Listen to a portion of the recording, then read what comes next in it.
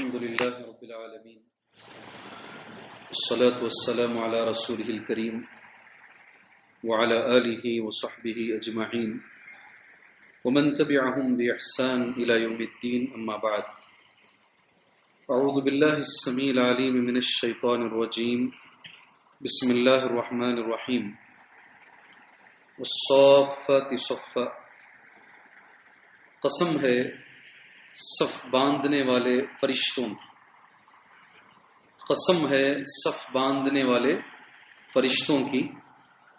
معزز دوستوں، مجھے صف کے تعلق سے دو باتیں آپ بھائیوں کے سامنے رکھنی ہیں۔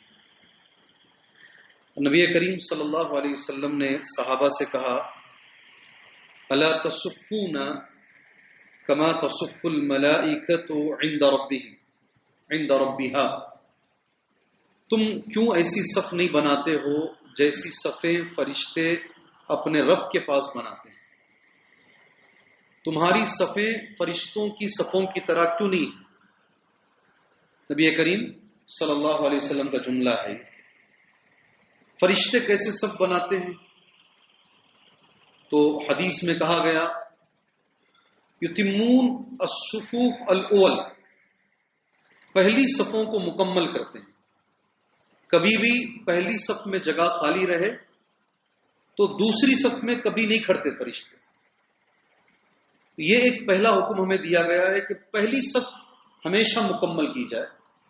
حدیث میں اتنا بڑا لفظ ہے پہلی صف کے بارے میں، اگر لوگوں کو معلوم ہو جائے پہلی صف کی فضیلت کیا ہے، اگر لوگوں کو معلوم ہو جائے پہلی صف کی فضیلت کیا ہے، آپس میں لوگ خرا ڈالیں گے، کس کا نام آئے گا وہ پہلی صف میں کھڑا ہو۔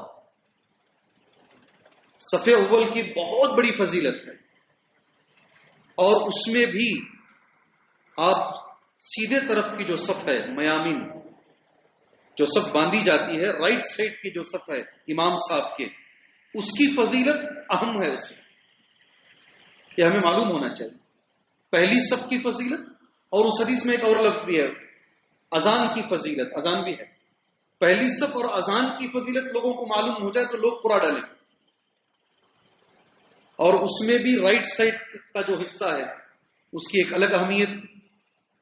اس کے ساتھ ساتھ ایک لفظ نبی کریم صلی اللہ علیہ وسلم نے ہمیں سکھایا ہے، وہ ہے صفوں کے بیچ میں کبھی جگہ خالی نہ چھوڑی جائے۔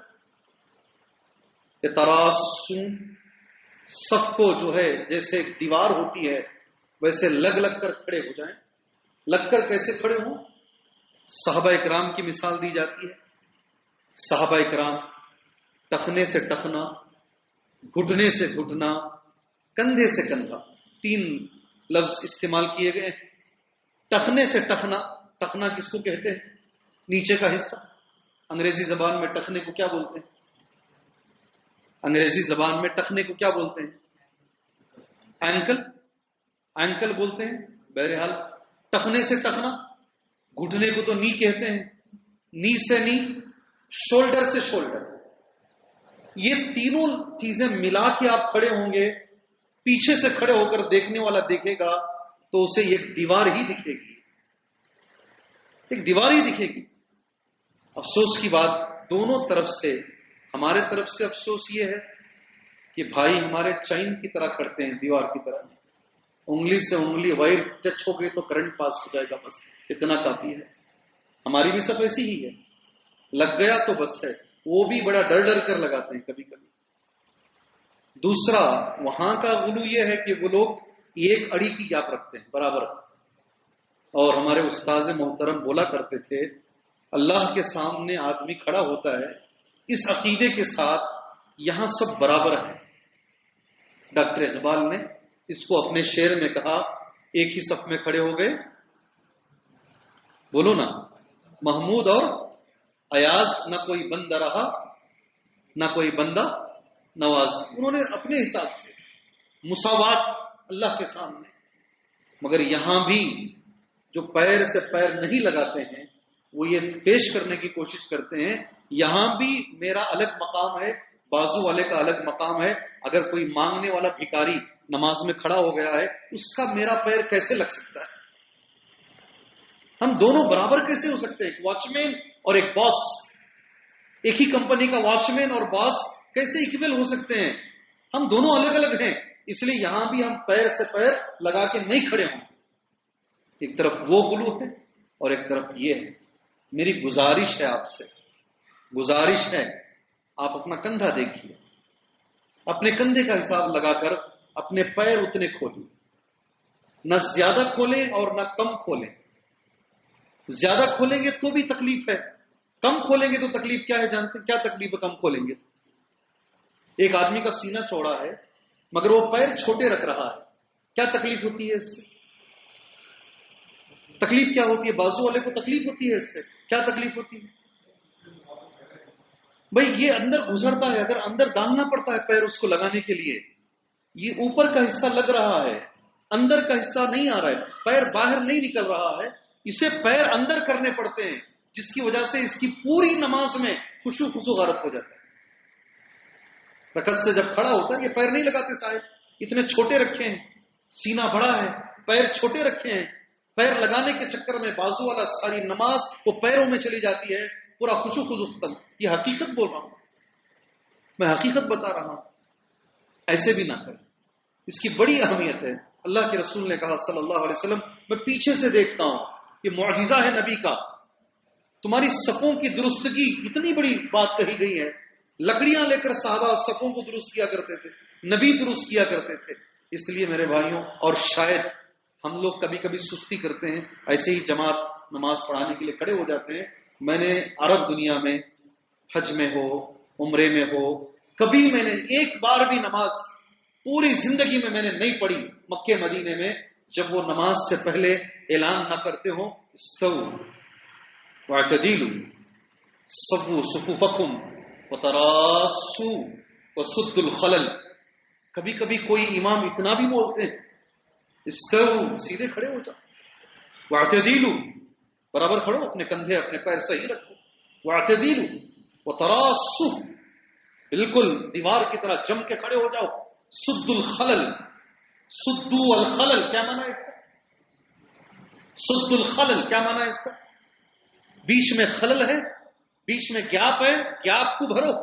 سدو کا معنی بھرو، وسدوا الخلل اتموا الصف الاول فالاول، پہلی صف کو مکمل کرو. پھر کتنے اچھے الفاظ ہر نماز میں امام حرم یہ بولتے ہیں، اللہ اکبر. جی ہاں، میں چاہتا ہوں کم سے کم ہم اپنی مسجد کے اندر اس کا خیال رکھیں انشاءاللہ تعالی. اور پہلی رکعت میں پیر اتنے ہی کھولیں، سیکنڈ رکعت میں سکڑ لیں نہیں، بیچ میں پھر گیپ بنتی. میرے ساتھ تو ہو رہا ہے ایسا. پہلی رکعت میں بڑے بڑے کھولتے ہیں، دوسری رکعت میں تھوڑا چھوٹے کر لیتے ہیں، بازو والا ملتا نہیں، ہم اپنے پیر کو اور بڑے کرنے پڑتے ہیں. ایسا آپ کے ساتھ ہوتا ہے؟ میرے ساتھ تو ہو رہا ہے. میں پوچھ رہا ہوں آپ کے ساتھ ہو رہا ہے؟ بھائی ہو رہا ہے؟ پہلی رکعت میں، سیکنڈ رکعت میں پھر سکڑ دیتے ہیں. جی نہ کریں انشاءاللہ، نہ کریں. صحابہ اکرام ہے نا، وضو بنا کے 4 صحابہ کو بٹھا کے وضو کا پانی منگاتے، وضو بنا کے کہتے دیکھو میں نے نبی کو ایسا وضو بناتے ہوئے دیکھا ہے. ایسا نماز کی ٹریننگ لیں، پیر کھولنے کی ٹریننگ لیں، ہاتھ باندھنے کی ٹریننگ لیں. میں ایک بڑے آدمی کو دیکھا جمعیت کے، بہت بڑے آدمی، ہاتھ ایسا باندھتے تھے. کیسا؟ اس طریقے سے. کیسا باندھتے ہیں ہاتھ؟ ایسا پکڑ کے. یہ ہاتھ ایسا پکڑے تھے. نماز کے بعد ان سے ملا، میں بولا یہ پکڑنے کا کیا طریقہ ہے؟ کسی بھی حدیث سے یہ ثابت نہیں ہے ایسا پکڑنا. تو پھر انہوں نے مجھے وجہ بتائی، درد ہو گیا تھا اس لیے میں نے پکڑ لیا تھا. ہاتھ باندھنے کا طریقہ بہت اہم ہے ہمارے لیے. میں اللہ سے دعا کرتا ہوں اللہ عز و جل ہمیں نماز خشوع خضوع سے اللہ پڑھنے کی توفیق عطا فرمائے. جی ہاں، صحیح نماز مل جائے، نماز میں اچھی خیرت مل جائے، اچھی خیرت مل جائے، یہ اللہ کی نعمت ہے. اچھی نماز مل جائے، سنت کے مطابق نماز ملے، اچھی خیرت مل جائے، یہ اللہ کی بڑی نعمت ہے. اللہ یہ نعمت کو ہمیں حاصل کرنے کی توفیق عطا فرمائے. اللہ نماز کا طریقہ سیکھ کر اس پر نماز پڑھنے کی اللہ ہمیں توفیق عطا فرمائے. آمین. وصلی اللہ علی النبی الکریم. السلام علیکم ورحمۃ اللہ وبرکاتہ.